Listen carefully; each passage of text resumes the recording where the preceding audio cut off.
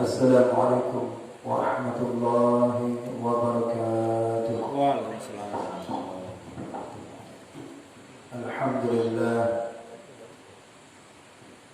Alhamdulillah rabbil alamin. Wassalatu wassalamu ala asyrafil anbiya'i wal mursalin wa ala alihi wa sahbihi ajma'in. Amma ba'du. قال الله تعالى في القرآن الكريم يا أيها الذين آمنوا اتقوا الله حق تقاته ولا تموتن إلا وأنتم مسلمون. صدق الله العظيم. Bapak sekalian, para jamaah pengajian Masjid Jabal Nur yang dimuliakan oleh Allah Subhanahu wa taala. Marilah kita sama-sama mengucapkan puji dan syukur kehadirat Allah Subhanahu wa taala yang mana Allah senantiasa melimpahkan rahmat dan hidayah-Nya kepada kita semua. Semoga kita dijadikan oleh Allah Subhanahu wa taala menjadi hamba-hamba yang senantiasa bertakwa kepada-Nya. Salawat beriring salam kita curahkan kepada junjungan Nabi Muhammad sallallahu alaihi wasallam. Kita dengan mengucapkan salawat Nabi, Allahumma salli ala Sayyidina Muhammad. Yang mana apabila dalam suatu majelis itu, majelis ilmu, yang tidak dia mengucapkan salawat kepada baginda Rasulullah, maka majelis itu adalah majelis bangkai. Maka kita sama-sama mengucapkan salawat kepada baginda Rasulullah sallallahu alaihi wasallam. Dan kemudian dengan kita membacakan salawat Nabi sallallahu alaihi wasallam banyak faedahnya dan tidak terhitung akan faedah-faedahnya, kelebihan-kelebihan membacakan salawat Nabi sallallahu alaihi wasallam. Di antaranya kata Nabi sallallahu alaihi wasallam, "Ma min muslimaini yaltaqiyani fatasafhani qabla an yatafarraqa ghufira lahum ma taqaddama min dhanbi." Orang muslim adalah kedua mereka itu orang muslim, mereka apabila bertemu kedua penuh dengan kasih sayang, kemudian mereka berjumpa dan berjabat tangan berkasih sayang serta mengucapkan salawat Nabi Muhammad sallallahu alaihi wasallam saat dia berjabat tangan itu, maka kata Nabi sallallahu alaihi wasallam, "Ghufira lahu ma taqaddama min dhanbi." Niscaya dihapuskan segala dosa-dosanya yang telah terdahulu. Maka banyak sekali faedah membacakan selawat Nabi Muhammad sallallahu alaihi wasallam. Hari ini kita diizinkan oleh Allah Subhanahu wa taala untuk dapat menduduki dalam majelis ilmu yang tanpa terasa kita telah ditemukan Allah Subhanahu wa taala. Padahal kita baru aja minggu yang lalu kita sudah membahaskan ilmu, tanpa terasa kita bertemu kembali. Itulah perputaran waktu yang sangat cepat. Bagi orang-orang yang menuntut ilmu, dia cepat sekali rasanya dia ingin mendalami lagi, masih kekurangan. Kalau orang yang sudah merasakan manisnya ilmu, maka dia kalau sudah berumur ingin muda lagi, ingin dia berumur 17, ingin dia berumur daripada 15. Kenapa? Karena dia itu saat itu mendalami ilmu agama, yaitu saat itu sedang merasakan manisnya ilmu.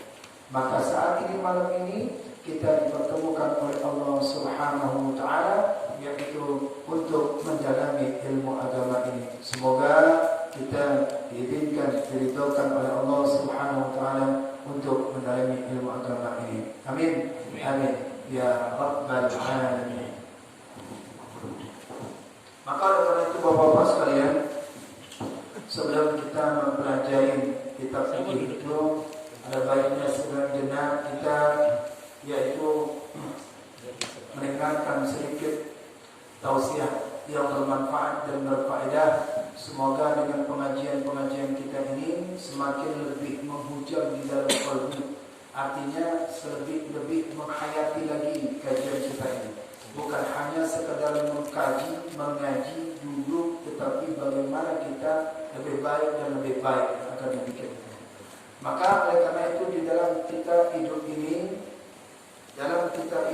terutama di dalam hidup perdagangan, setiap orang yang hendak berdagang maka dia yaitu ingin atau mendapatkan daripada untung atau laba.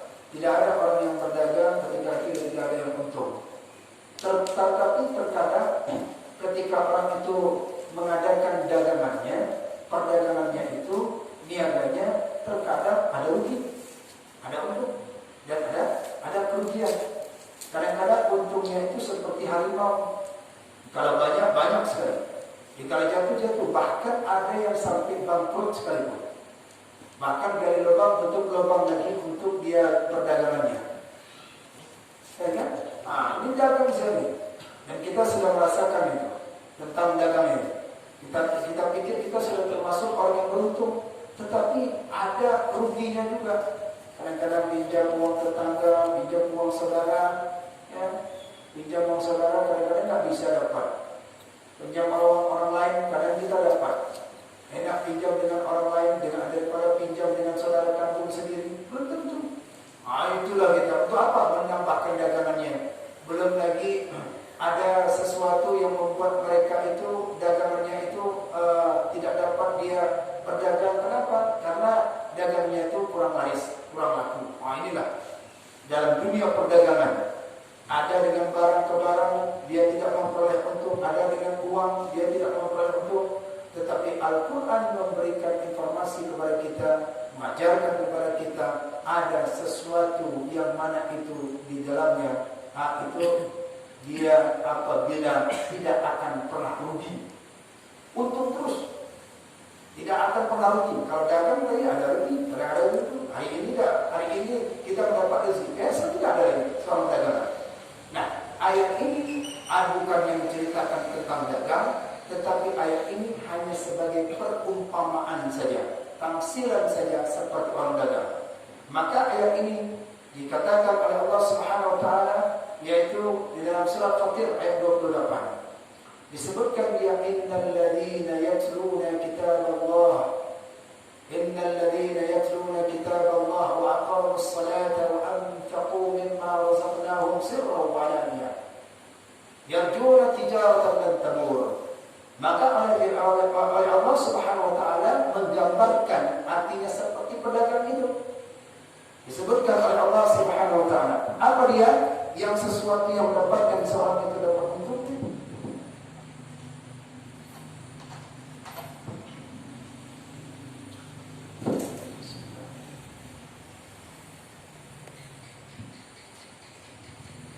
Kita mulaikan daripada pengajian ini, semua kita akan dapat berkah. Dalam Quran surat Fatir ayat 28, ayat 29 sampai 30. Nah, apa disebutkan? Saya tulis supaya bisa dapat mengikutinya. Innal ladzina yatluna al-kitab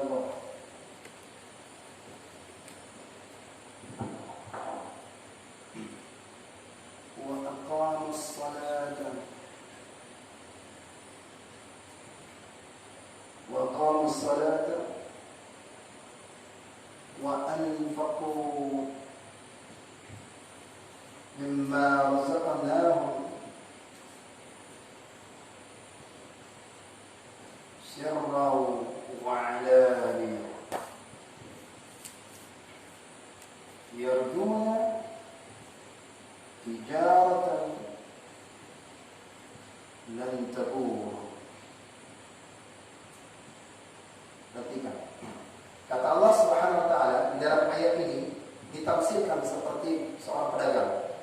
Dan pedagang yang di dunia ini selalu mengalami untung, selalu mengalami kerugian, bahkan tidak betul. Tetapi ada yang perdagangannya itu dia untung seterusnya tanpa ada rugi. Apa dia? Innal ladzina, sesungguhnya orang-orang yatluna kitab Allah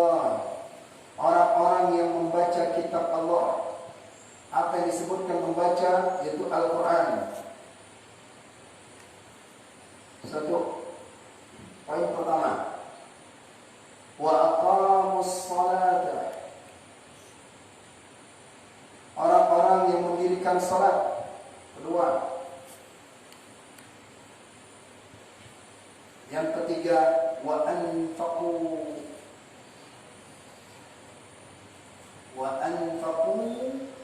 dan dia membayarkan dan menginfakkan, berinfak, mimma razaqnahum sirran wa alaniyatan. Dia membayarkan infak dengan apa? Secara sir dan terang-terangan.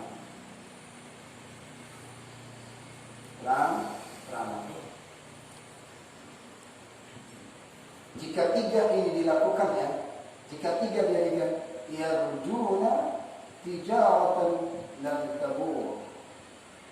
Jika tiga ini dilakukannya, maka perdagangannya itu dagang lan tabur, yaitu tidak akan pernah rugi. Never. Tidak akan pernah rugi. Karena dia telah melakukan amalan. Kalau kita ingin untung terus saja, maka lakukan tiga perkara yang kata Allah Subhanahu wa taala. Apa dia? Pertama, Al-Quran.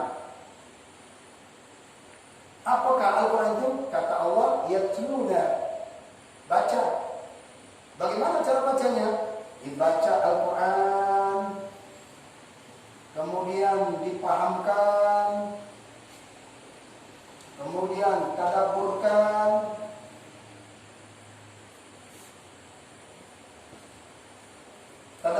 itu Al-Quran. Maka kalau dia dibaca, dipahamkan, tadabburkan, dan diamalkan, maka dia akan mendapatkan perdagangan yang untung, tidak akan pernah rugi. Nih, kalau membacanya itu yaitu disebutkan ini, dia membaca, yaitu qiraah. Qiraah artinya membaca. Sementara ini yatluna bukan qiraah, yaitu adalah tala. Talanya artinya membaca. Dalam Al-Quran disebutkan apabila ini tala, dia membaca, beda dengan qiraah. Kalau Quran membaca, jelas ya? Bapak membaca Alif Lam Mim Dzalikal Kitabu La Raiba Fihi Hudan Lil Muttaqin. Itu Quran.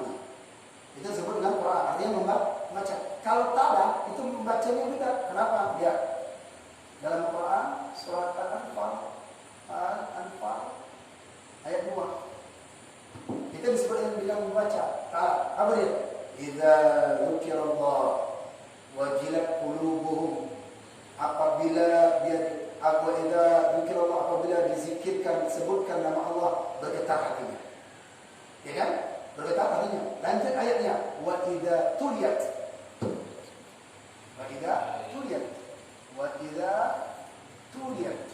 Ini kata dasarnya adalah tuliyat. Kata dasarnya talan.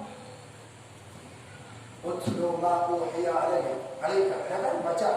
Dan apabila dibacakan, wa idza tuliyat alaihim zadatuhum imanan.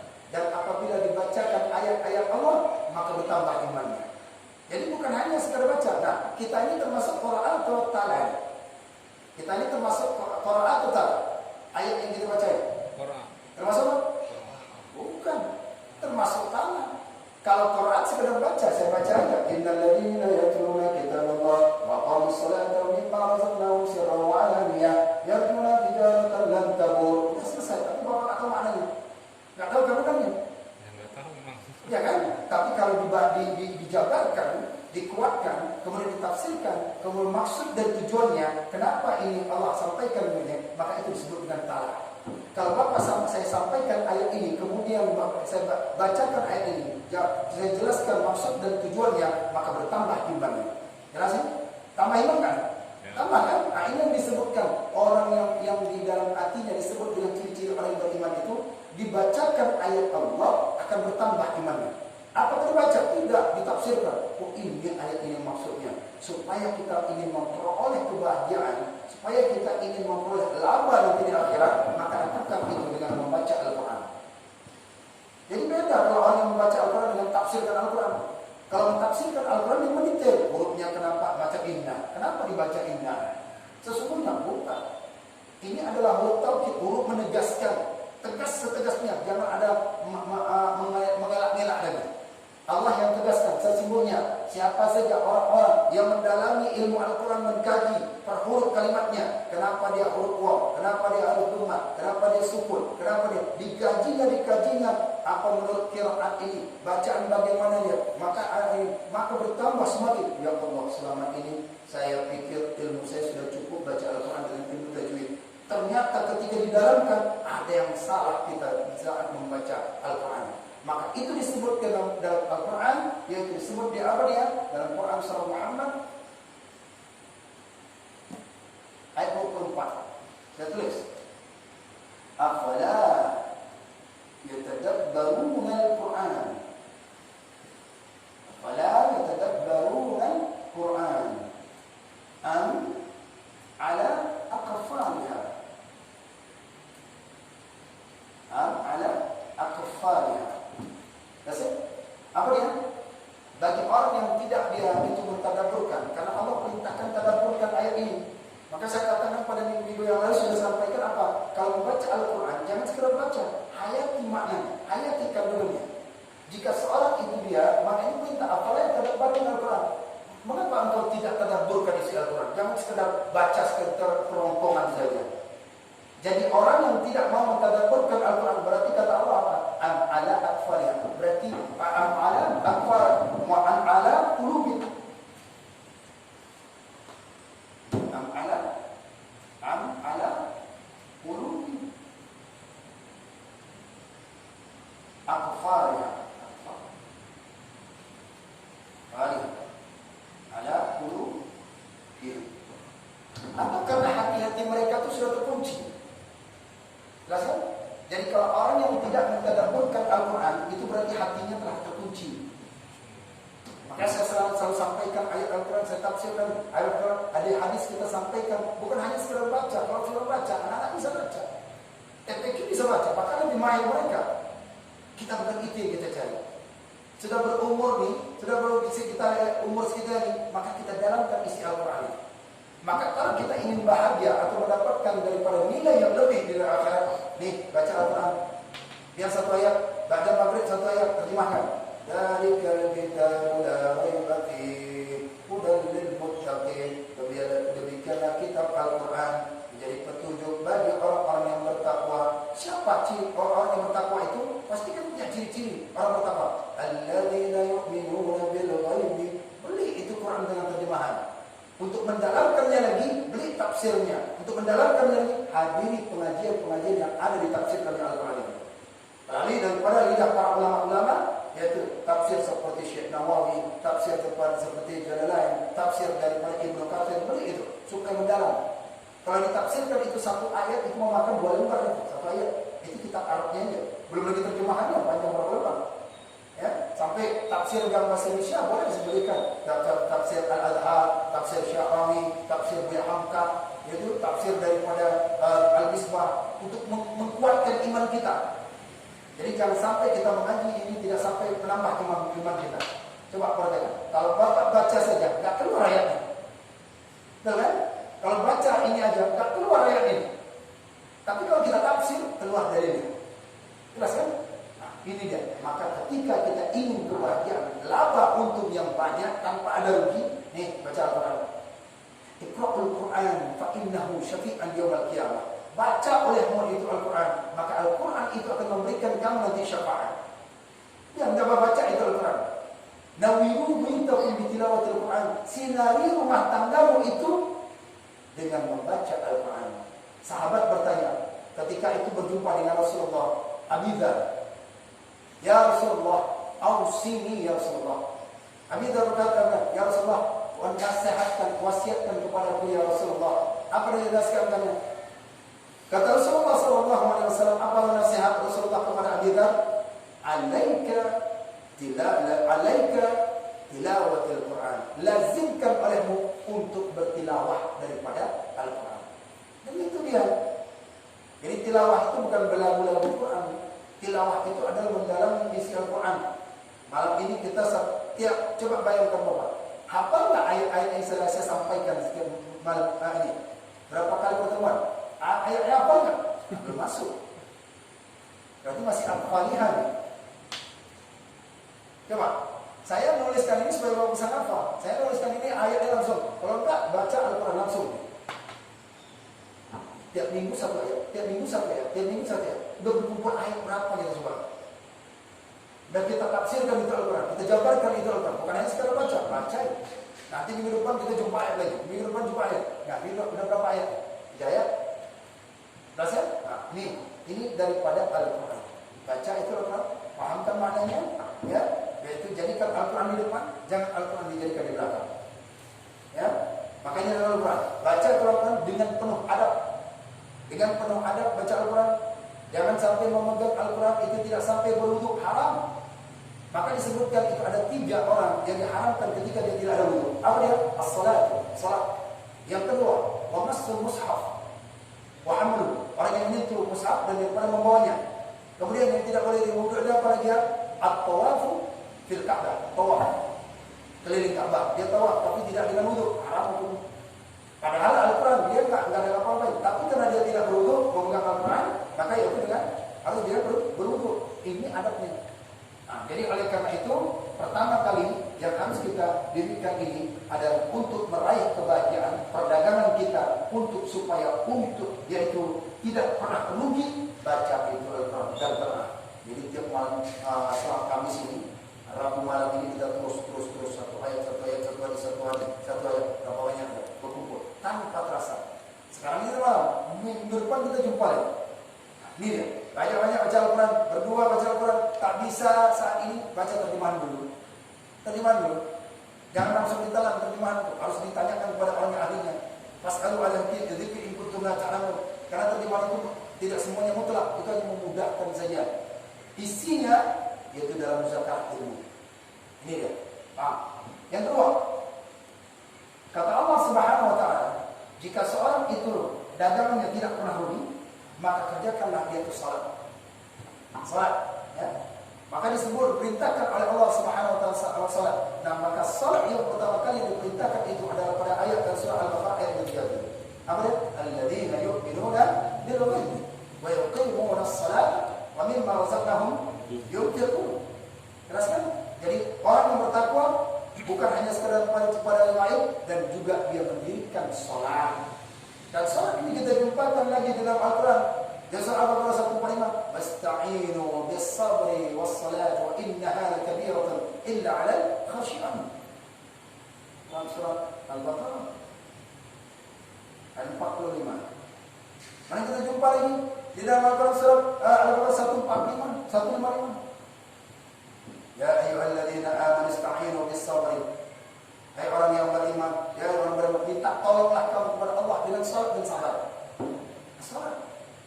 Maka salat ini sangat penting. Innas salata tanha 'anil fahsya'i wal munkar. Fahsya ini adalah perbuatan baik yang di dalam, kelakuan fahsya yang sesuatu yang tidak nampak. Kalau ada orang yang salat tapi kemungkinan masih dilakukan, ada yang salah tuh salatnya. Dengan salat ini juga dapat mendatangkan rezeki. Contoh dalam Al-Quran. Saya bacakan Al-Quran. Apa ini ya? Surat Taha. Cek nanti di rumah ayat 124. Wa'mur ahlaka bis-salati. Perintahkan keluarga untuk salat. Perintahkan keluarga untuk salat. Jangan engkau pikirkan soal rezeki. Kami nahnu narzuquka. Kami yang akan pikirkan rezeki. Yang perintahkan salat. Jangan sampai rumah kita dekat masjid tapi tak pernah salat. Ingat susahnya. Jangan sampai kita ini, itu rugi sama rugi, bukan untung lagi ya, rugi, kembali rugi. Kalau dia ingin ruginya, kalau dia ingin untung terus, maka salatlah dia itu dengan salat 5 waktu, dengan salat-salat lainnya. Maka perbanyak daripada ibadah. Yang ketiga, terakhir, ini sebagai motivasinya saja ya, bahwa itu adalah berinfak. Kapan itu infak? Infak nih. Apa infak sir? Kasih. Apa yang pasir? Apa yang pak? Ada ni? Infak apa? Infak sir apa? Infak yang tidak, itu disebut dengan infak sunnah. Ya, infak yang tidak dilihat orang, tidak dilihat, sebab dia sunnah. Kemudian alamiah, apa dia? Infak terang-terangan, apa dia? Zakat. Ada orang membayar zakat sembunyi-sembunyi. Bapak mau apa Pak? Mau bayar zakat, tapi saya nanti takut ria. Ya, bagaimana nanti panitia mengucapkan ya ini zakat fitrah saya, ini. Kalau misalnya zakat sunnah, iya sembunyi-sembunyi, tak ada yang tahu. Beri tangan kanan, maka tangan kiri jangan tahu. Dan orang yang memberikan ini tak dibilang-bilang ya, tak dibilang kepada yang lain, maka kata hadis Nabi SAW, dia termasuk 7 golongan orang yang nanti di hari kiamat kepanasan, dia tidak. Kenapa? Karena dia memberikan infak.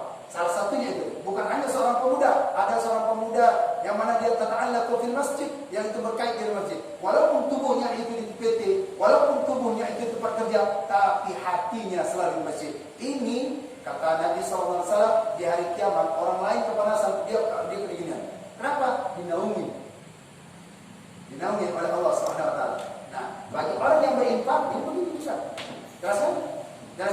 Nah, jadi oleh karena itu dengan 3 perkara ini, maka jadikan amal kita mulai malam ini kerjakan, yaitu daripada baca Al-Quran walaupun beli. Ada sudah Al-Quran terjemahan di rumah. Sudah ada kan? Alhamdulillah, baca dulu. Baca kan? Nah, sekarang malam ini kita ayat ini kita baca. Bapak pulang ke rumah, dalam ini tuh ayat ini lagi, maka akan dapat berkah lagi. Bacakan lagi ayat ini itu tadi sampai kita ketemu Rabu malam nanti. Ketemu lagi, ya kan? Sampai itu ayat yang lain lagi. Hari ini sampai ini fokuskan aja ayat ini. Ayat ini. Nanti Bapak satu ayat dibaca, hikmah dapat. Satu ayat baca, hikmah dapat. Artinya apa? Ayat yang tadi ini juga. Jadi bukan berarti tak ada apa? Iya, kalau kita jabarkan ini saja, ya, maka dikatakan oleh daripada Hasan Al-Basri, masih ingat saya sudah sampaikan? Kata Hasan Al-Basri, itu orang yang disebut dengan hafal Al-Quran. Bukan hafal yang memori, hafal dia hafal tidak. Orang yang disebut menghafal Al-Quran itu, apa dia? Dia menghafal daripada huruf-huruf letak kata hurufnya, barisnya. Kenapa dia waw? Kenapa dia ini sukun? Kenapa dia di baris ini? Kenapa dia ini? Kenapa dia ala baris atas? Kenapa dia? Dicari dia itu orang yang disebut dengan hafal Al-Quran. Banyak yang menghafal Al-Quran, tapi ketika dia menulis, coba tuliskan. Ya? Jadi kalau misalnya presiden Pak Adi disapa, Pak Adi hafal Al-Fatihah. Hafal Al-Fatihah? Hafal. Tapi kalau saya tulis Al-Fatihah sampai walau tak bisa, itu belum hafal. Maka kata Imam Al-Ghazali yang dikatakan dia bisa nulis, dia bisa tahu dia bagaimana ini titiknya dan berapa jumlah ayat, itu hafal. Itu nama disebut dengan tahfiz. Jadi jangan bangga kita hafal, berapa hafalnya? Juz 30. Bapak enggak, juz pokat baru. Nah ini. Jadi pulang ke rumah, Bapak dalamkan ini, ayat lain, maka itu akan menambahkan kelawannya. Ya, perhatikan. Apa dia ini? Jika seorang ini dia mendapatkan infak. Infak ada terbagi. Infak terbagi 2. Pertama, infak sunat. Yang kedua, infak wajib.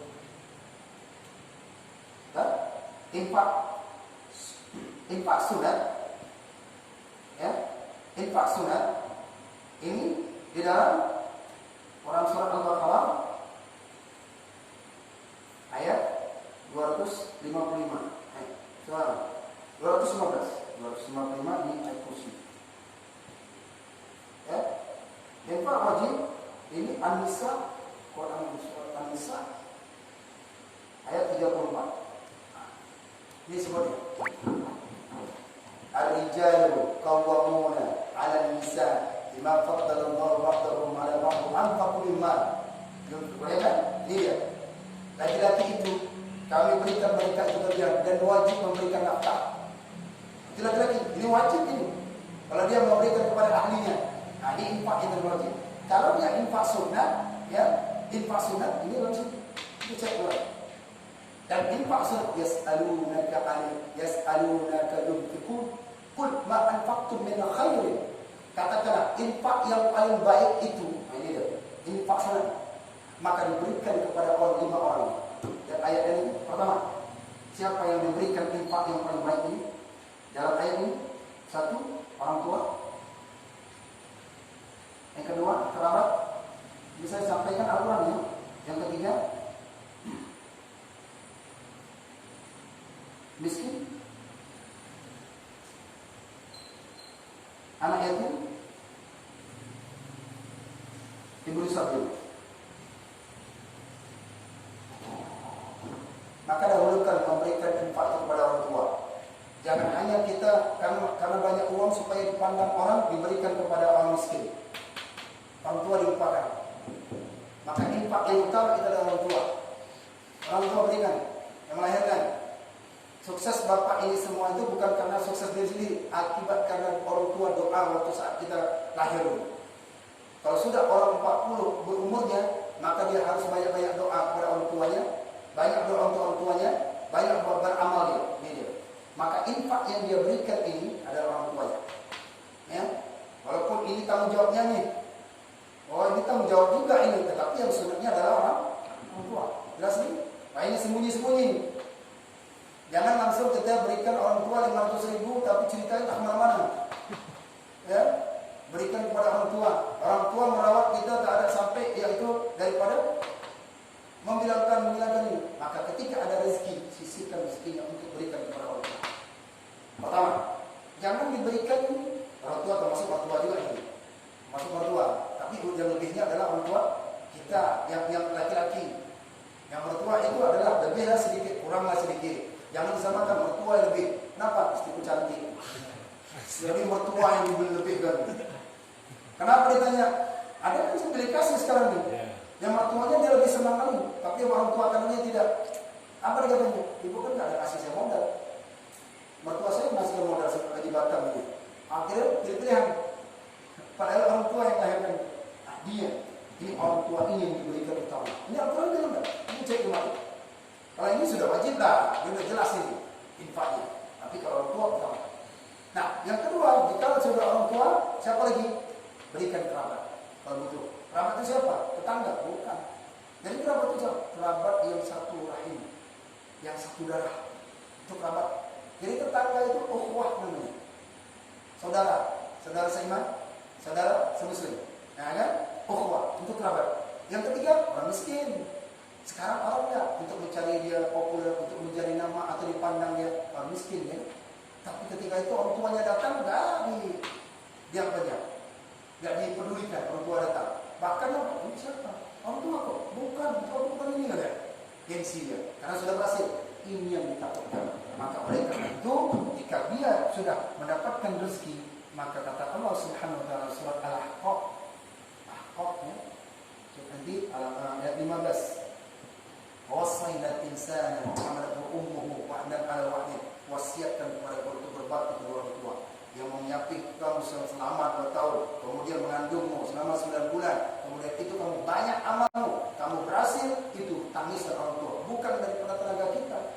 Padahal orang tua nggak ada yang mendoakan ketika kita lahir tangis seperti itu, tidak ada. Nah, ya Allah susahkan anakku besar. Nggak doa senang. Jadi sekarang ini zahirnya bapak lihat berhasil punya rumah, bukan berhasil dari bapak, orang tua nih doakan. Ya, ini kalau ini rezeki yaitu datang dari orang tua sendiri. Ini orang tua berikan. Ya, apapun cerita orang tua, butuh dia. Gak lama lagi mereka itu umurnya. Kapan nih? Kalau dapat gaji kita 5 juta, setengah untuk beli. Kalau dapat. Nah, tapi jangan dibukit lagi nih. Ini susahnya kadang-kadang mungkin memberikan orang tua, karena orang tua diberikan, terus nanti marah. Bahasa? Nah, ini barulah dia beri anak yatim, baru dia. Tapi sering ini ya, anak yatim, orang miskin, yang jarang. Kalau ini nggak diberikan, akhirnya kerabat tidak mau. Gara-gara diminta, ditagih, akhirnya musuhan. Nah, ya, musuh. Ini 5, ini yang sunat, ini adalah wajib. Insyaallah.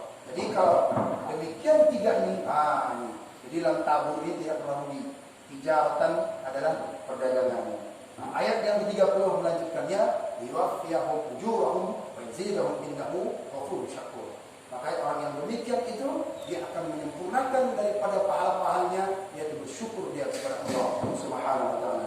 Jadi kesimpulannya, malam ini kita satu ayat ditingkatkan iman, tingkatkan amal, 3 perkara ini sampai minggu depan kita itu coba ayat ini. Tak usah lama-lama, baca Al-Quran. Biar sedikit saja tapi istiqomah. Kata Nabi sallallahu alaihi wasallam, apa kata Nabi? Ahabbul a'mal, amalan yang paling aku cintai, madam alat dawam. Amalan yang paling aku cintai alat dawam, terus menerus. Wa in qalla, sekalipun itu sedikit. Kita satu ayat aja, tapi terus menerus. Maka itu amalan yang paling dicintai oleh Allah daripada banyak tapi besok libur, minggu depan libur. Libur, ada lagi. Biar nanti kita setiap hari Minggu tapi sebentar, satu ayat, baca satu baris, dua baris, tapi istiqomah ini yang amalan yang dicintai oleh Allah Subhanahu wa taala dan ciptakan oleh kita semua. Insyaallah. Ya, itu sebagai bahan renungan kita yang lalai. Baik, sekarang itu setengah jam aja kita dibahas. Kita lanjutkan kepada kitab kita untuk mendalami. Paham ini semua ya? Jelas ya?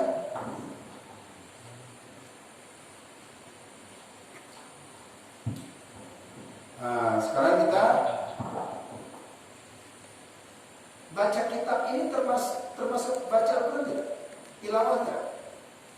Baca kitab ini termasuk tidak? Termasuk nomor satu tidak? Termasuk? Ada ayat-ayat di sini. Allah, ada hadis dijabarkan di sini. Ini kita termasuk tilawah nih. Termasuk dagangan yang tidak pernah rugi. Nanti jumpa kita ayat ini dijabarkan oleh para ulama tentang maksud dan tujuannya. Ya, kita lanjut. Kira-kira sampai di mana ya? Yang sudah liburnya lama. Liburnya lama. Halaman berapa nih? Saya nggak ingat lagi. Karena udah banyak yang dikaji. Minggu lalu ini. Minggu lalu tidak. Berarti 78. Ya, dulu itu ada 78. salah kita masih soal jenazah 78 3 dari bawah. 3 dari Bawah. bawah 3 dari bawah. Perhatikan ya. Nah, ini disebut tilawah Pak. Kita baca di tilawah. Kita mencermati daripada hasil ijtihad daripada para ulama. Daripada ulama. Mohon izin Pak ya. Ini kita mendalami ilmu ini adalah hasil ijtihad ulama. Hasil ijtihad daripada ulama. Dan kita merujuk kalau masalah dalam fikih ini, merujuk kepada dalam kitab ini. Karena kita tidak sanggup. Contoh, kalau kita itu naik pesawat, kita ijtihadnya sama siapa? Pilot. Pernah ada orang penumpang bertanya, ini minyaknya kayak minum apa? Ini pesawatnya kayak mana? Pasti kita serahkan aja sama dia, serahkan aja sama pilot kan. Apa yang bagaimana, mau belok, mau kesini, sana, nggak pernah kita bertanya-tanya, nggak pernah kita bertanya. Nah, kita menggali fikih ijtihadnya ini. Hasil apa? Hasil daripada kajian mereka Al-Quran dan Hadis dikumpulkan ini untuk memudahkan orang awam. Nah, ini namanya kitab fikih. Kalau kita kajikan daripada ini nggak akan mampu juga. Nah, jadi oleh karena itu kita merujuk kepada kitab ini untuk bisa kita dalamkan tentang masalah ibadah kita. Kita buka halaman 78 3 baris yang daripada bawah. Bismillahirrahmanirrahim. Alhamdulillah, Allahumma shalli ala sayyidina Muhammad. Rukun yang ketujuh. Kita memasuki daripada rukun yang ketujuh salat jenazah. Nanti suatu saat Bapak coba praktekkan salat jenazah, ini penting nih. Penting, jangan sampai nanti tolak-tolakan salat jenazah. Mana yang tahu salat jenazah? Rukun yang ketujuh salam seperti sembahyang 5 waktu.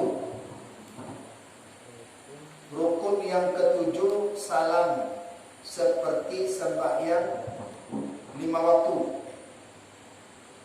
Dan wajib keadaan salam itu kemudian daripada takbir yang keempat. Dan wajib keadaan salam itu kemudian daripada takbir yang keempat. Nah, ini kita sudah takbir kan?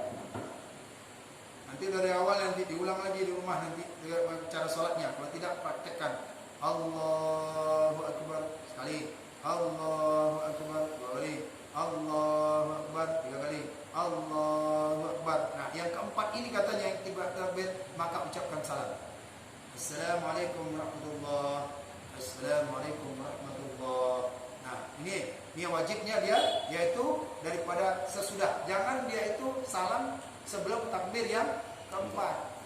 Nah, tinggal praktiknya bacaannya, takbir-takbirnya, tapi jangan pakai sujud lagi. Jangan pakai sujud. Allahu Akbar. Ada rukuk lah. Sekarang udah ada apa nih ya? Ya, ada kan? Di medsos kan? Viral lagi di sholat jenazah dia di kuburan sampai rukuk satu orang itu. Satgas nih, rukuk dia. Nah, itu ada. Nah, rukun yang ketujuh, maka itu penting. Sholat ada rukun 13. Sholat jenazah ada rukun yang ketujuh. Nah, yang ketujuh itu adalah daripada tentang masalah salam. Kapan itu salamnya? Salat jenazah itu sesudah takbir yang keempat. Sebagian ada ini. Allah. Assalamualaikum warahmatullahi. Assalamualaikum warahmatullahi. Ya, kan? Nanti perhatikan itu. Sekali-sekali ada ilmu tuh yang kayak gini. Makanya kalau kita mengkaji ilmu ini, nanti akan dapat di luar. Nah, kajikan sini. Begitu. Jangan sampai bapak nggak tahu menahu. Kalau nggak tahu menahu, nah ini dia di dalam hati. Afala yatadabbaruna al-Qur'an am ala qulubihim aqfalih. Apakah hatinya terkunci, nggak mau mendalami? Kenapa? Ada orang sholatnya Assalamualaikum warahmatullahi. Assalamualaikum warahmatullahi. Kita cari. Kenapa dia begini? Cari tuh ke dalam ini bisa. Nah, kita jangan nyalakan dia dulu. Nanti sudah dapat kita ada ilmunya, dan kita kaji baru. Oh, ini. Katanya buka surga, tutup neraka. Buka surga, tutup neraka. Itu, ya kan? Nah, makanya banyak orang sholat jenazah dia tutupnya nih. Assalamualaikum warahmatullahi. Assalamualaikum warahmatullahi. Sama seperti sholat.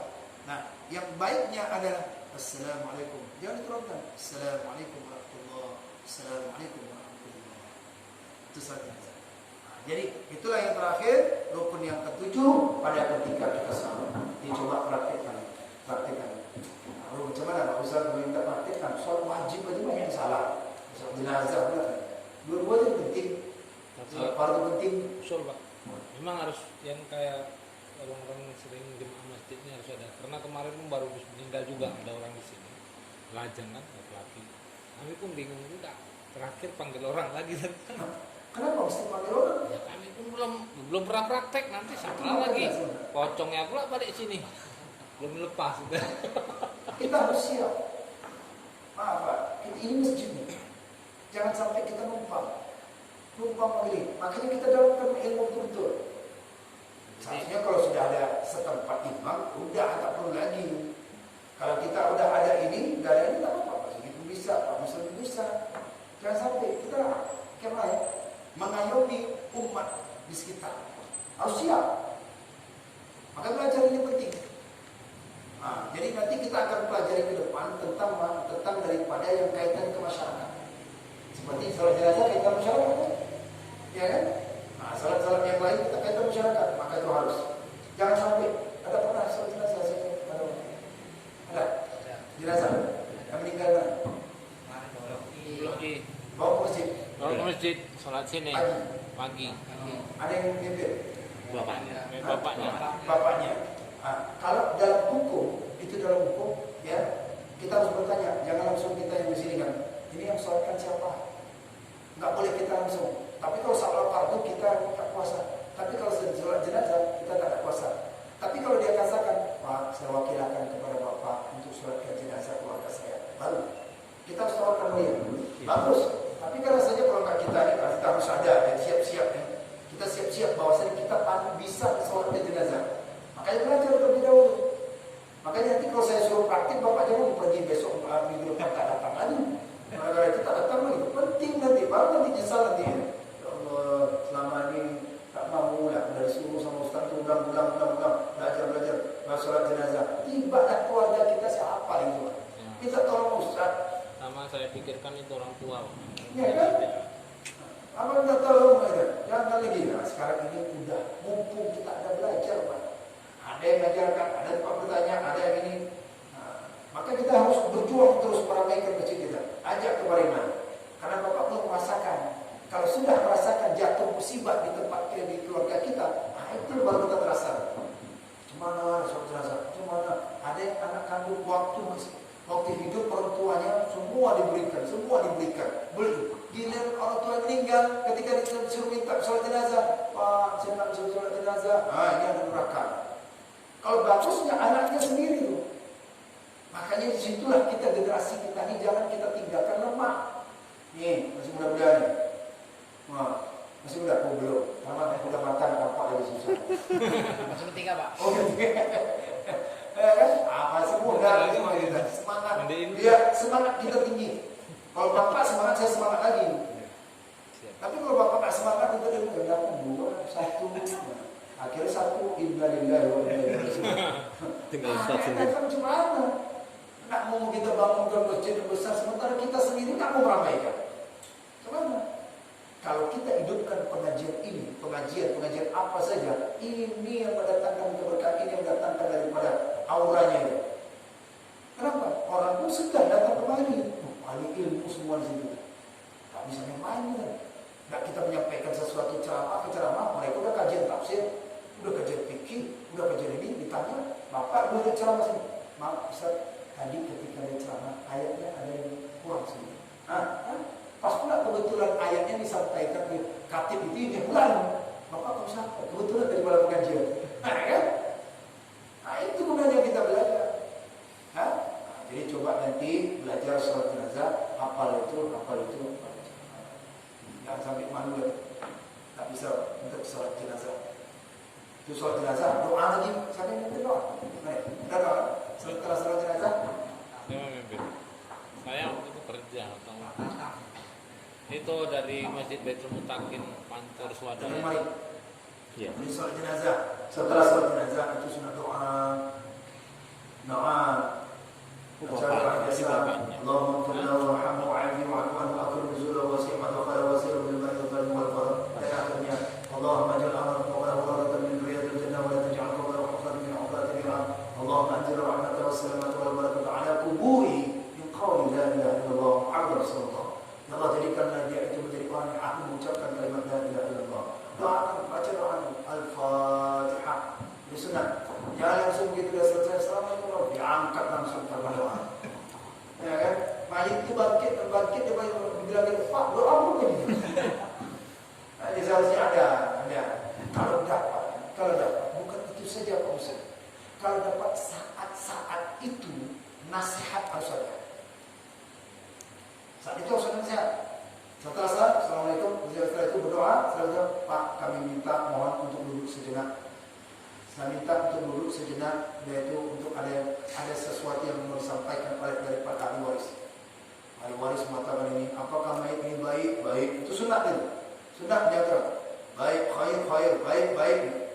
Kalau ada orang yang mengatakan dia baik padahal dia maksiat, maka Allah hapuskan dosanya. Maka sunat kita mengatakan itu baik. Sampaikan dia, barulah sampai dia tausiah dari ustaznya. Wah, di situ kesempatan orang Pak. Kenapa? Di depannya ada mayat. Cerita alam kubur, cerita takwa, cerita iman, cerita ini segala macam. Ingat tuh. Saya sampaikan di situ kemarin ada takmir masjid yang meninggal di musola Mangsampu. Meninggal. Mencoba pengajian.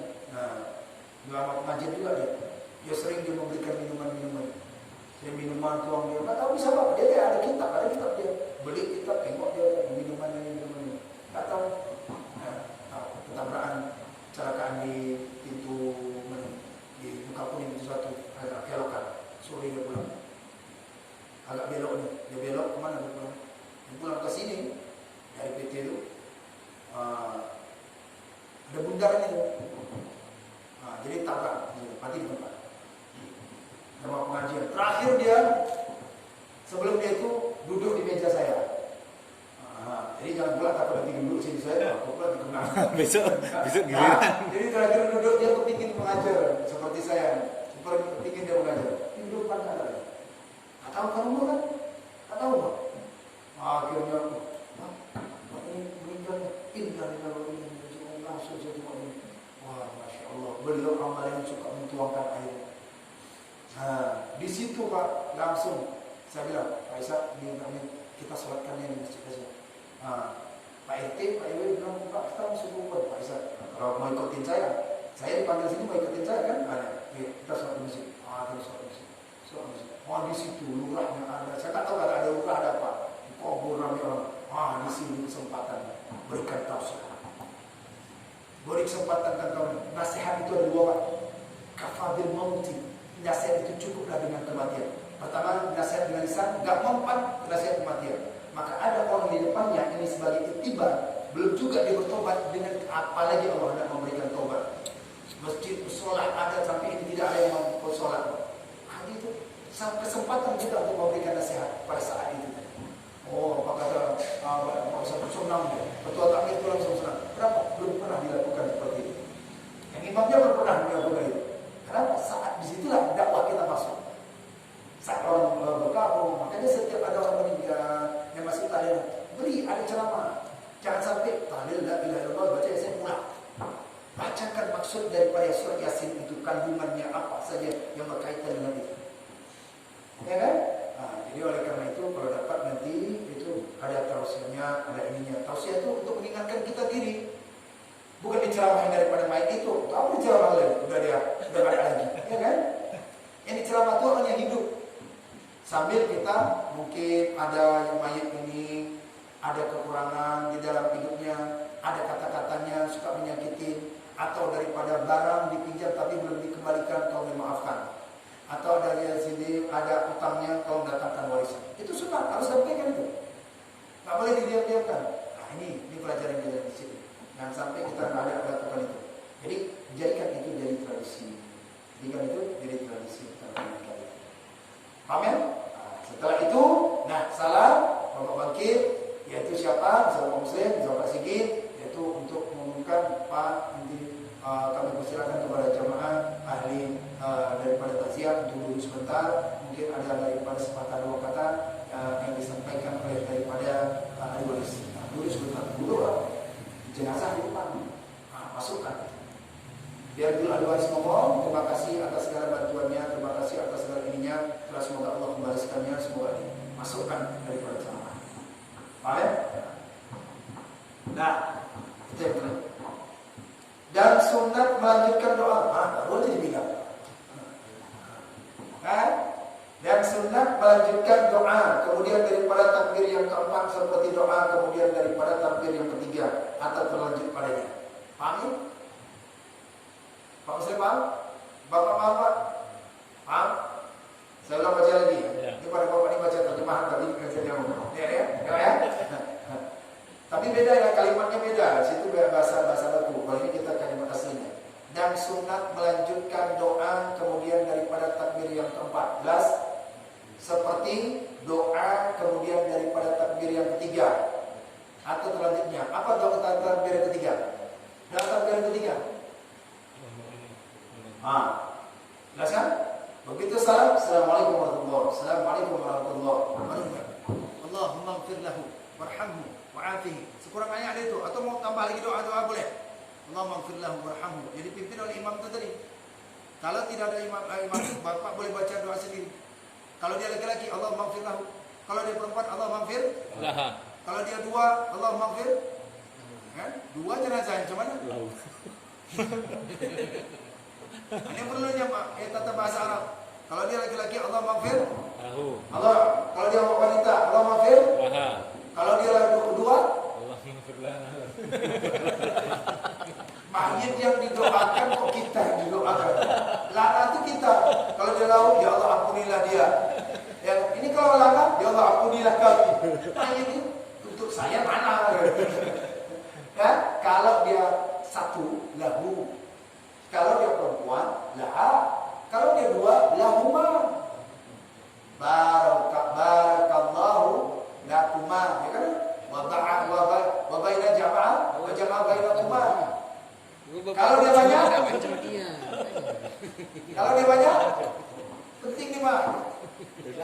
Jangan bilang ini. Dikira main-main. Aku mau mikir apa? Kan bener, aku bilang lana. Mikir lana tadi. Mau batik lana. Tahu. Untuk laki-laki. Laha. Untuk perempuan. Lahuma. Laki-laki dan perempuan. Lahum. Kalau misalnya jenazahnya 3 4 laki-laki. Lahunna. Kalau dia perempuan lebih banyak. Ya, makanya kalau misalnya kita doa untuk arwah 1 2 3 4 banyakkan dulu arwah. Ya kan? Jadi kalau saya disebutkan Allahumma fir lahu bulan-bulan, Allahumma fir lahu bulan-bulan, Allahumma fir lahu cukup ini saja. Di sebulan-sebulan Allahumma fir lahu warhamhum wa'afihim wa'fu anhum. Ganti aja domirnya, kata ganti di belakang. Kalau dia perempuan, Allahumma fir laha warhamha wa'afiha wa'fu anha. Ini penting nih.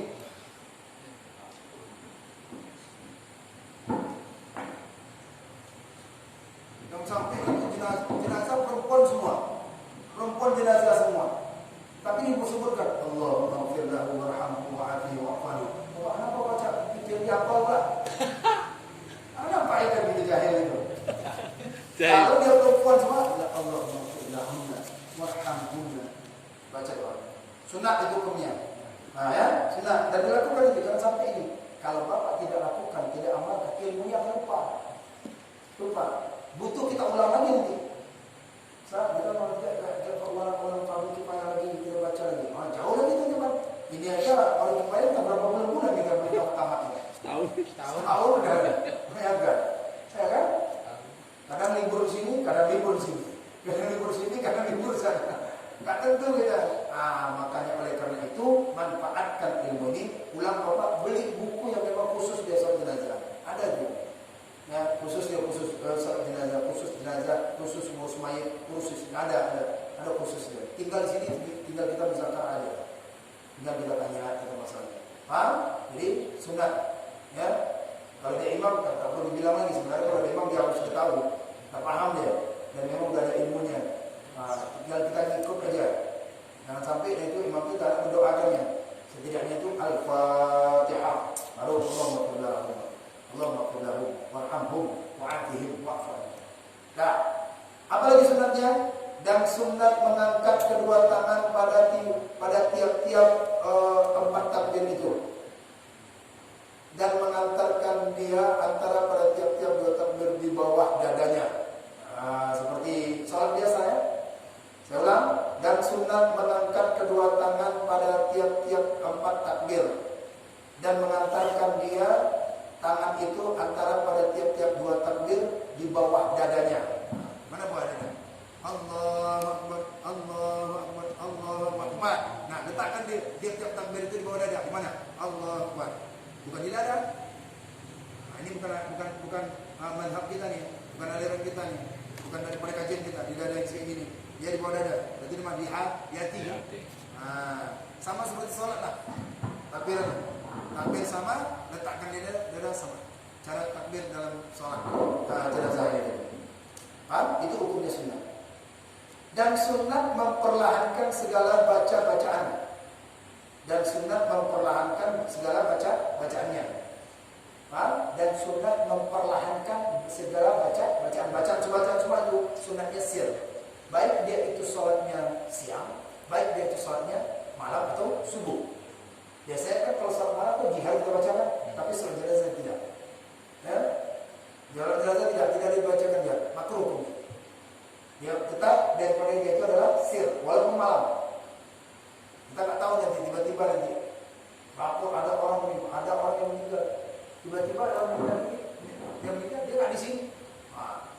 Warga sana adiknya dibawa ke mati kecil juga. Itu harus pikirkan sebab kami sudah pernah terjadi kayak gitu. Dia meninggal di sana, adiknya kos di sana, orang di sana dibawa kemari. Waduh, gimana? Sementara nanti masalah daripada parkir payahnya kan biasanya bayar 50 ini setahun itu bayar kan? Gimana? Itu dibahas. Begitu dia. Jadi kita harus perlu juga tentang masalah ini, tentang masalah daripada sunat memperlahankan. Malam kita nggak tahu. Nah, kalau orang yang dia itu menegakkan dia sholat, tak boleh haram hukumnya dia sholat 2 kali. Ya, mensolatkan. Bapak sudah sholat, sudah sholat jenazah sudah, jangan sholatkan lagi. Cukup yang belum saja sholatkan. Nah, bacanya yaitu di perlahankan. Baik itu berjamaah maupun sendiri-sendiri. Maupun jamaah dan sendiri-sendiri. Dan sunat membaca a'udzu dahulu daripada Fatihah. Ayo, yang pernah salat jenazah, ada enggak kira-kira baca ta'awudzu? Nah, sekarang jangan lagi, harus sunat baca ta'awudzu. Sama seperti salat. Allahu akbar. Allahu akbar. Itu tidak ada doa iftitah ya. Allahu akbar kabira walhamdulillah katsira. Ada. Nah, tidak ada doa iftitah. Langsung dia apa dia baca? Takbir pertama? Takbir pertama? Ayo ingat. Baca surat Al-Fatihah. Al-Fatihah. Belajar di surat jenazah. Yang kedua? Salawat. Salawat. Yang ketiga? Doa. Doa apa? Mayit. Tiga empat doa apa? Doa mayit juga. Nah, ketika baca Al-Fatihah itu sunat baca ta'awudz. Bismillahirrahmanirrahim. Alhamdulillah. Sunat. Jadi selama ini Bapak dapat itu, ya dapat tak baca-baca karena belum pernah sampai ilmunya. Nah sekarang sudah sampai. Sudah jelas nih isi kitabnya, referensinya jelas. Dan tidak sunat membaca wajah tu. Dia baru dia bilang. Dan tidak sunat membaca wajah tu. Dan langsung kesolehan kali pun. Bapak lama kali baca. Saya baca doa iftitah. Saking solehnya kali dia baca doa iftitah. Nah, paham ya? Syahadat jikalau terkemudian makmum daripada imamnya dengan satu takbir hingga masuk imamnya pada takbir yang lain, batallah sembahyangnya jika tiada dengan uzur. Dari karena mengikut imam pada sembahyang mayit itu tidak nyata, melainkan pada segala takbir juga. Maka jika terkemudian ia dengan uzur seperti lupa, tiadalah batal sembahyangnya. Saya ulang, fokusnya syahdan. Kalau syahdan ini berarti attention, perhatian. Ini ada sesuatu yang penting ya. Nah, gitu ibaratnya. Jikalau terkemudian makmum daripada imamnya dengan satu takbir, paham ini? Bersamaan. Jikalau terkemudian makmum daripada imamnya, paham ini? Makmumnya lebih dulu takbir daripada Imamnya. Nah, kalau kita di sini nanti jumpa terdahulu, terkemudian. Kalau terdahulu itu sebelum. Kalau terkemudian sesudah. Paham ya? Ini rumusnya. Harus cari tahu cara rumus untuk baca ini. Jikalau terkemudian makmum daripada imamnya dengan satu takbir, misalkan, hingga masuk imamnya pada takbir yang lain. Takbir yang lain, masuk imamnya, dia udah takbir duluan, batallah sembahyangnya jika tiada uzur. Ya, uzurnya tahu apa? Nggak tahu dia. Imam dia pikir saking ramainya orang. Nah, saking ramainya orang. Allah. Padahal imam belum Takbir. takbir. Itu uzur. Dia nggak tahu. Tapi kalau bahwasanya imam belum takbir, tapi dia sudah takbir, itu bisa batal. Apa sebabnya? Dari karena mengikut imam pada sembahyang itu. Oh, dia kan sebab dia sengaja aku solat jenazah 4 takbir, ini mayit untuk ini mayit 4 takbir mengikuti imam. Karena dia sebutkan tadi mengikuti imam. Niatnya sama aja Pak ya? Hah? Niatnya sama ya? Kok dia sama? Sama dengan yang sholat? dewasa sama yang anak-anak sama niatnya? Sama. Cuma disebutkan ini mayit anak-anak. Nah, kalau dewasa mayit berarti laki-laki.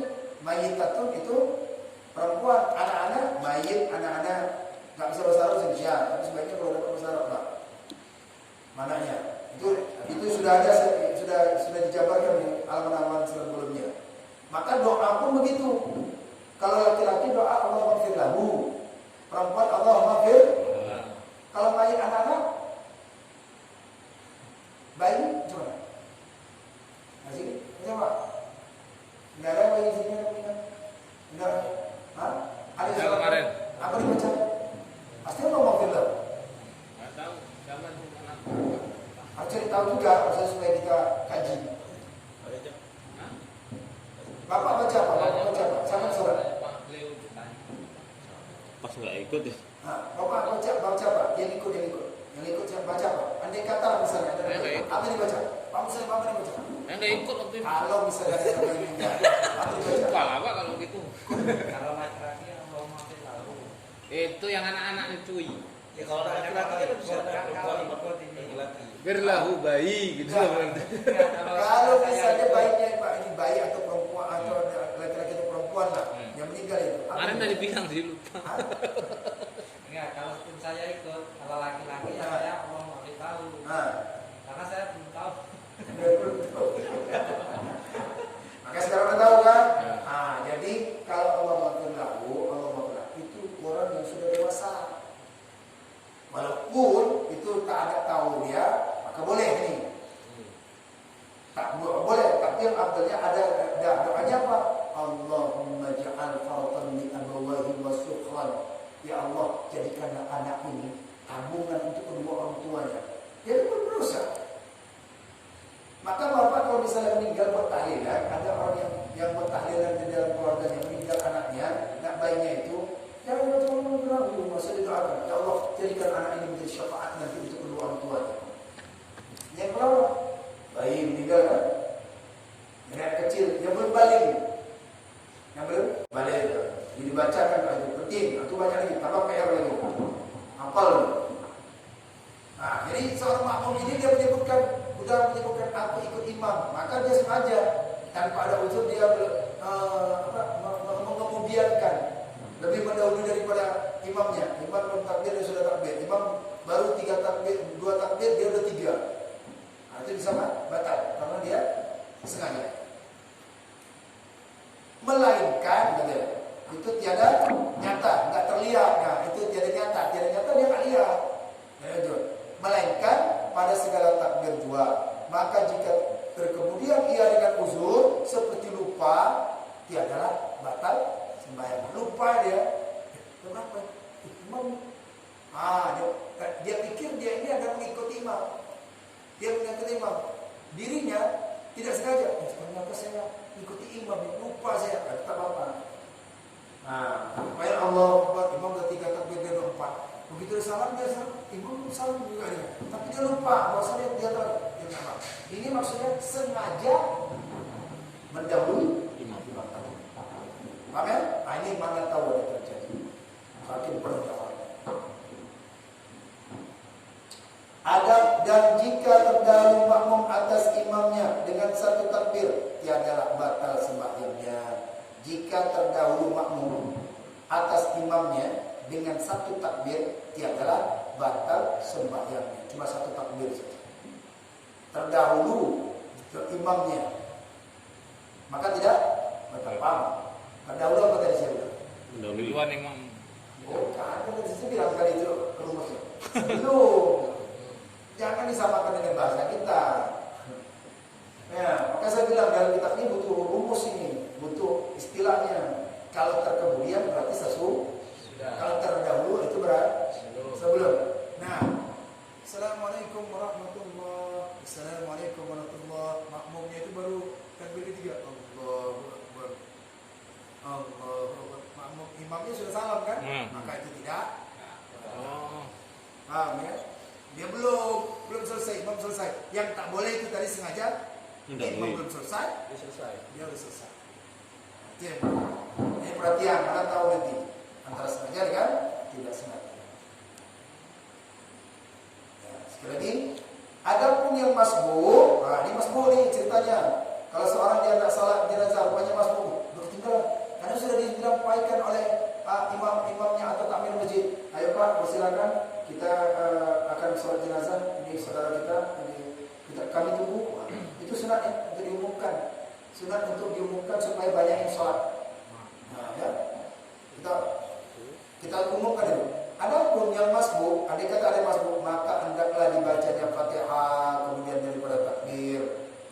Dan jika ada imamnya itu di dalam takbir yang lain sekalipun, maka jika takbir imamnya dahulu sebelum daripada membaca ia akan Fatihah, hendaklah mengikut ia akan imamnya pada takbir. Dan gugurlah Fatihah daripadanya.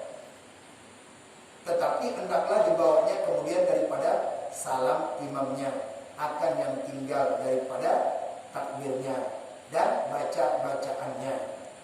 Ya, paham ya? Nah, saya ulang lagi. Agak melayang-layang nanti nih.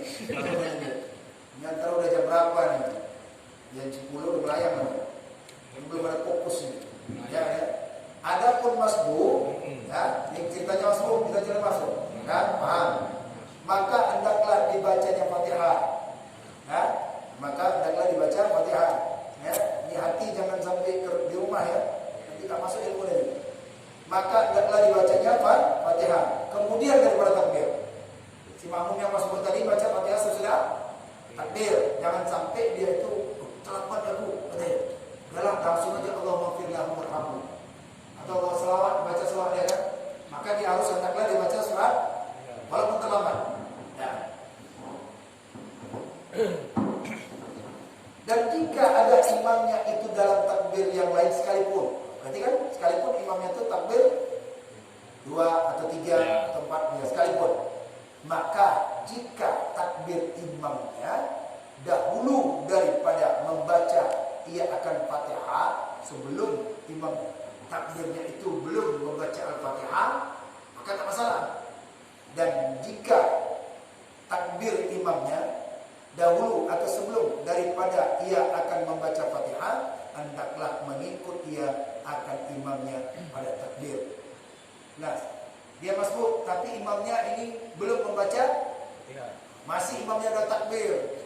Allah Akbar. Imamnya belum membaca Al-Fatihah, maka cepat ikut, niatkan ikut imam. Jelas? Misalnya terjadi di masbuk, di PT disuruh masbuk, bapak masbuk dalam kondisi seperti ini. Ini baca Fatihah atau tidak ya? Atau diikutin aja seperti sholat. Kalau imamnya dah ruku aja langsung. Ya kan? Nah, jika terjadi yang demikian ini, maka yaitu niatkan mengikut imam. Nah, baik. Kemudian dan gugurlah Fatihah daripadanya. Dan gugurlah Fatihah daripada Paham. Paham kan? Jadi si masbuk tadi tak perlu baca, karena imamnya itu masih suasana di dalam takbir membaca, nggak sempat lagi dibaca Al-Fatihah. Udah takbir kedua. Mau takbir dia kedua. Kalau yang tadi tidak, imamnya berapa? Udah takbir? 3. 2 atau 3 atau selainnya. Waktu kejar masa ini udah. Jadi kita sholat sendiri walaupun di saat. Walaupun di saat berjamaah kita sholat sendiri. Sholat sendiri, maksudnya takbir sendiri. Maka kita dianggap itu macam sendirian gitu. Padahal itu berjamaah. Al-Fatihah tetap dibaca. Dibuat, mana buat? Ya dibaca. Dibaca. Nah, lain halnya kalau imamnya itu sedang apa dia? Sedang masih dalam baca Al-Fatihah, tapi dia masih terlambat. Ini kita nih Pak nih ya. Paham. Tidak gampang kan? Ini takbirnya sama-sama nih. Muncullah nanti Pak Yusuf mana dia? Nah itu lagi balik kamu. galang. Udah. Udah pulang. Muncullah dia. Terlambat saya ini katanya. Padahal kita masih dalam keadaan baca apa? Al-Fatihah kan? Dia pikir udah terlambat. Waktu saat itu kayaknya nggak apa. Udah mau ruku nih, udah mau ruku, udah mau takbir kedua nih, maka tinggalkan takbir, tinggalkan salat Fatihah. Tapi niatnya harus ikut. Tapi niatnya ikut. Paham kan? Makanya pentingnya itu meniatkan imam. Pentingnya kita saat itu meniatkan imam. Makanya kalau kita tidak tahu mayitnya tidak tahu, ya takbir kita yaitu sengaja atau sholat mayit yang diniatkan imam. Karena kita tidak tahu. Walaupun kita tahu kok, tapi kita nggak punya niatnya, misalnya lupa lah karena udah keburu nih ya. Daripada dia nunggu kita mikir apa yang niatnya kemarin gitu kan, bang. Kita nggak tahu tuh laki-laki, tapi kita ikut imam aja gitu. Salah. Tapi kalau kita ikutkan imam, tapi sebutkan yang diniatkan imam. Kita sholat yang diniatkan imam. Yang diniatkan imam. Padahal kita tahu itu laki-laki. Padahal kita tahu itu laki-laki. Cuman mungkin mau membacakan untuk kayak yang tadi untuk laki-laki. Indonesia itu niat. Dia bahasa Indonesia berarti ini mayit laki-laki. Bisa ucapkan. Kan sebut simpulannya nggak? Enggak. Ternyata yang simpulannya itu misalkan itu Udin, ternyata bukan Badrun. Salah, data salah. Ternyata yang itu namanya bukan Udin, Badrun misalnya. Maka disebutkan mayit aja udah. Tak perlu disebutkan di ta'in, sudah kita bahas dulu misalnya itu. Kalau dia mayit udah, jangan lagi. Nah, kalau kita nggak apa niatnya apa? Niatkan apa yang diniatkan. Karena kita jauh nih. contohnya. Terus ya, maka pentingnya niat itu mengikuti imam, pentingnya mengikuti imam. Nah, hendaklah dia gugurlah daripada Fatihahnya. Tetapi, ada tetapi lagi. Nah, hendaklah dibawanya kemudian daripada salam imamnya akan yang tinggal daripada takbirnya. Nah, sesudah salam dibawanya lagi. Dan sudah salam baru dibawanya. Tetapi hendaklah daripada membaca ia akan Fatihah, tetapi hendaklah dibawanya kemudian daripada salam imamnya akan yang tinggal daripada takbirnya itu. Apa yang tinggal dari takbir? Fatihah kan? Nah, sesudah salam imam, Assalamualaikum warahmatullahi wabarakatuh. Yang tinggal dari masuk kan? Udah gugur di semuanya. Tinggal udah biarin aja. Maka diangkat Allah. Baca Al-Fatihah. Al-Fatihah. Habis itu? Dia salam dia. Salam lagi gitu. Iya, karena dia tinggalkan tadi apa bacaannya. Satu takbir. Iya, dia satu takbir itu. Tapi dia hendaklah dia. Tapi sesudah salam Imam. Dia salam imam. Hendaklah Fatihah itu mengikut imamnya dan membawanya kemudian daripada salam imamnya akan yang tinggal daripada takbirnya dan baca-bacaannya. Nah, situ kan? Baca-bacaannya tinggal dari itu. Walaupun ini takbirnya tetap 4 karena ini adalah rukun bukan 5. Nah, yang 5 dan 6. Bacaannya aja ditambah. Kalau yang terakhir apa? Allahumma la tahrimna ajrahu wa la taftinna ba'dahu. Nah, karena dia tinggal dari Al-Fatihah, baca bismillahirrahmanirrahim. Jelas kan? Habis selesai salam, Pak. Habis salam. Habis salam kan udah imam itu udah salam duluan. Tinggal kita sendirian. Nah, sekali lagi. Dan sunat bahwa jangan diangkat jenazah hingga selesai masbuk daripada sembahyang. Datanglah doa subhanallah. Kalau sakit buru-burunya orang nih, apa doanya? Orang masih sholat jenazah yang masbuk tinggal. Diangkat pula jenazah. Diangkat jenazah. Tahapnya di sholat lagi. Apalagi yang Fatihah tadi udah tertinggal kan?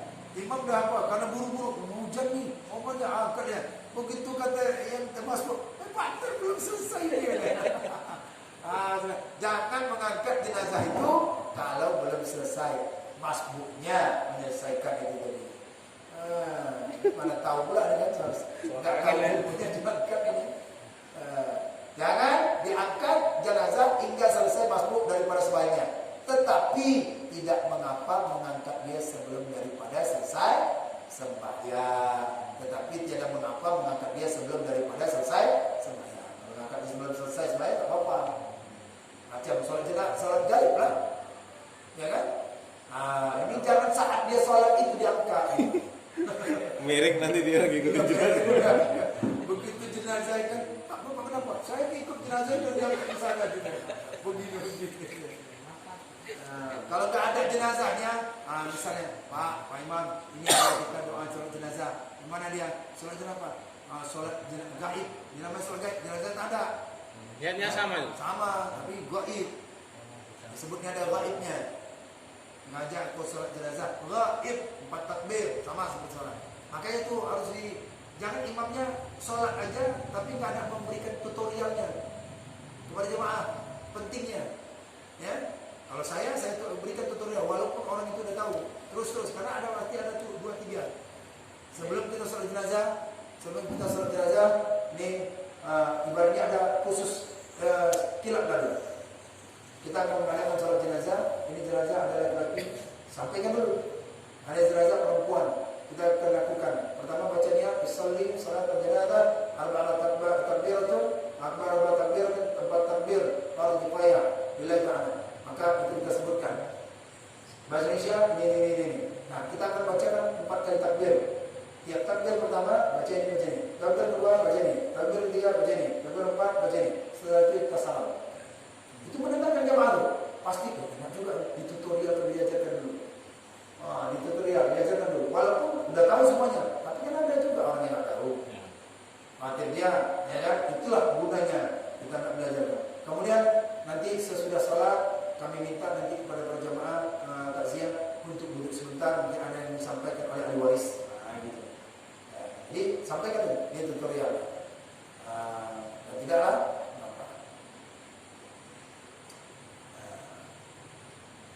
Nah, ini sekali lagi Pak, sampai sudah habis sunatnya nih ya. Nah, baru kita masuk kepada syarat sembahyang mayit. Sunatnya sekali lagi 5 baris lagi. Dan sunat bahwa berdiri imam menyembayangkan atau menfarid sembahyang itu berbetulan kepala mayit. Jika ada mayit itu laki-laki dan berbetulan pada pinggangnya jika ada mayit itu perempuan dan khutbah. Paham nih? Paham. Jelas ya? Sudah jelas itu. Tahu paham kan? Paham? Hah? Paham apa? Apa kira-kira? Bagi-bagi lah yang punya. Paham. Hah? Ini. Dan Enggak paham yang dibaca. Paham tak yang mau disampaikan? Yang dibaca nih. Kalau mayat. Kenapa? Itu mana tadi bilang? Dan sunat gitu. Sunat apa? Sunat ketika sholat jenazah itu laki-laki. Kalau laki-laki di kepalanya, perempuan di pinggang. di pinggang di bagian pinggang. nah, perempuan Dan Uza. bagian pinggang. Nah, kalau misalnya itu yang meninggal laki perempuan 2, laki-laki 3. Perempuan dua. Masalah nih kan? Gantian. Hah? Gantian. Nah, laki-laki Nggak itu bisa semuanya. Oh gitu ya? Ganti-gantian. Sekaligus. Mana? Semuanya itu mengikut laki-laki. Untuk laki-laki. Kenapa? Kuatnya laki-laki. Jadi tak perlu lagi Allah maghfirlahu laha. Jamakkan hum semuanya. Walaupun ada Perempuan. andai kata ada 2 perempuan, 3 perempuan, 1 laki-laki, maka lahum juga. Ya, jadi sholat ya ini jenazah nih. Yang umumnya pasti kepala di sini. Ya.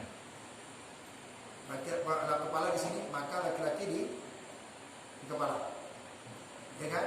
Kalau perempuan maka di Pinggang. pinggang. Kalau banci, Pinggang. pinggang. Banci pinggang. Ini dianggap antara ada dan tiada. Ini kan kunsa tadi itu. Bisa. Kunsa itu banci. Ya. Itu niat di mana mak niat dah? Hah? Niat sholat di mana? Nah, dia Lahal. tengok dulu. Kalau dia memang dia itu jenis kelaminnya asalnya macam siapa ya? Yang meninggal mana? Ya. Lucik ya? Lucik masih. Itu masih Siapa yang meninggal? Yang apa? Dari TV Pak susah. Di sini. Siapa yang Ya, meninggal? TV gitu. Itu dasarnya dia ganti kelamin gitu kan, laki-laki dia. Ada. Jadi itu ada laki-laki di sini karena dia dasar laki-laki. Yang ini adalah dia tuh bajinya itu nggak tahu laki-laki atau perempuan, perempuan atau laki-laki.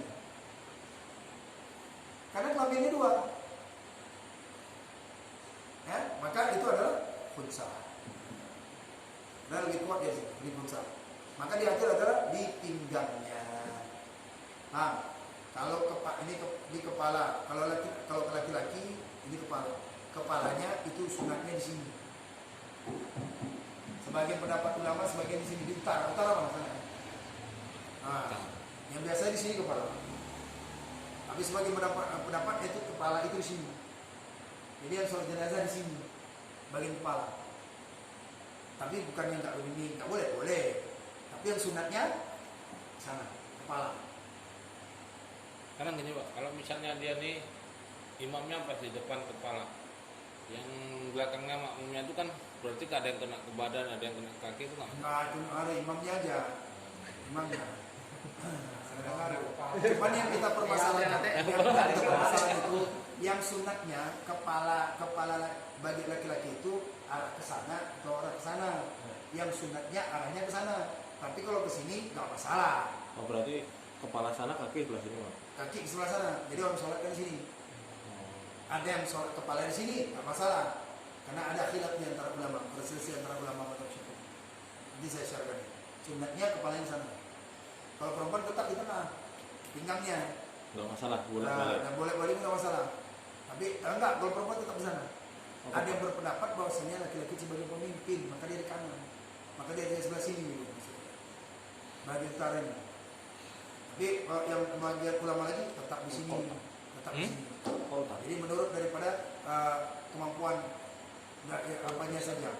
Bukan dia sebagai pemimpin, bukan kanan, bukan arah kanan, bukan maksudnya daripada dia yang didahulukan karena dia adalah pemimpin. Menurut pendapat ini, menurut pendapat ini. Itu arahnya. Nah ya, sekali lagi, baru kita akan bisa baca. Adapun makmum maka berdiri dengan barang yang mudah baginya. Nah, itu Pak Muslim. Makmum itu berdiri yang di mana nyaman dia. Di belakang imam, samping, belakangnya lagi boleh. Tapi setidaknya makmum itu adalah kalau misalnya kalau tidak ada 3 baris, 3 saf. Buat 3 saf. Itu sama. Walaupun 3 gitu. Misalnya 9 orang. 9 orang sudah 1 saf. 9 di 3. Sekurang-kurangnya kan 3. Kalau dia rame 1 saf bagi 3. 1 saf bagi 3. Kalau ada 9 itu 3. Di atas dari 9 itu bagi 3. Bagi 3, 1, 2, 3. Ya? Jadi itu dia baginya. Dan sunat menyembahyangkan dia itu di dalam masjid. Sunat menyembahyangkan jenazah itu ya di dalam masjid. Itu kalau memang bisa itu masjidnya dekat. Kalau masjidnya jauh, misalnya kuburannya di sana, masjidnya di sana, kan balik lagi mutar ini. Jadi sholat ini aja di rumah. Sebagian lagi mengatakan sholatnya di rumah. Ini mengatakan sunat di masjid. Ya, sholat lagi ada sebagian di rumah. Kenapa lebih bagus? Khawatirnya nanti daripada kalau misalnya di masjid, kotoran najis mengotori masjid. Sebagian. Sunat walaupun sudah di masjid bagus. Satu, itu bagi siapa? Kalau ulama yang bermati siapa? Bagi orang yang rajin ke masjid. Kalau orang yang tidak bagi masjid, waktu meninggal ya baru ke masjid. Diajak masjid tidak, tapi begitu meninggal, Paling depan. Masjid, Paling depan. Paling depan. Ya kan? Nggak pernah ke masjid, dia terus sholatkan lagi. Makanya jangan sampai begitu ke masjid ketika disolatkan. Pergi masjid selagi masih sehat, diberikan oleh Allah umur panjang. Nah, sunatnya itu di dalam masjid menyembahyangkan. Dan sunat menjadikan makmum 3 saf atau lebih. Karena tersebut dalam hadis Muslim. Tiada jua daripada orang Muslim yang mati, maka sembahyangkan atasnya dengan 3 saf, melainkan diampuni oleh Allah Taala. Itu gunanya.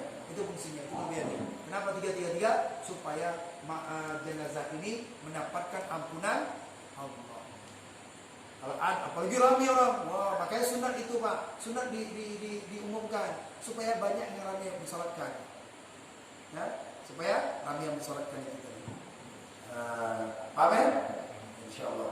Makanya kan kalau dikatakan, maaf, ini lagi disampaikan orang, Pak, tak boleh Pak doa untuk Allah, untuk ini segala macam biasa, nggak sampai itu orang mati, sia-sia aja kita doa di kuburan, tahu kan? Mana tahu nanti, ya. Kalau dia katakan tidak boleh, kenapa ini ada hadis Muslim? Hadis Muslim enggak? Sahih kan? Hadisnya Sahih. Ini kenapa dikatakan lagi? Siapa saja yang sholat untuk jenazah dengan 3 saf, maka mayat ini mendapatkan ampunan.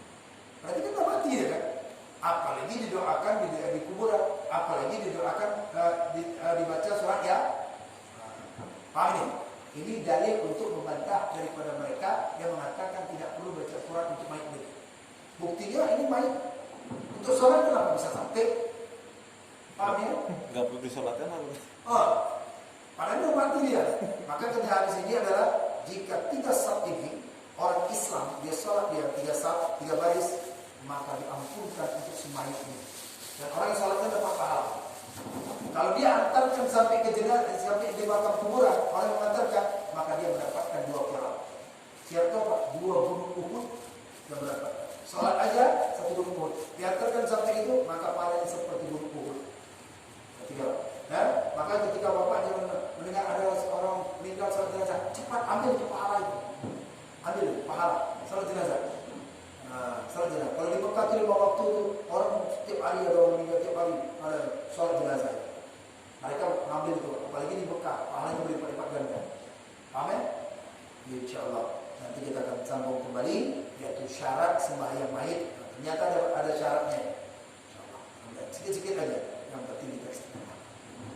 Mudah-mudahan ada manfaatnya. Kita tutup dulu, kita bisa baca. Wallahu a'lam bishawab.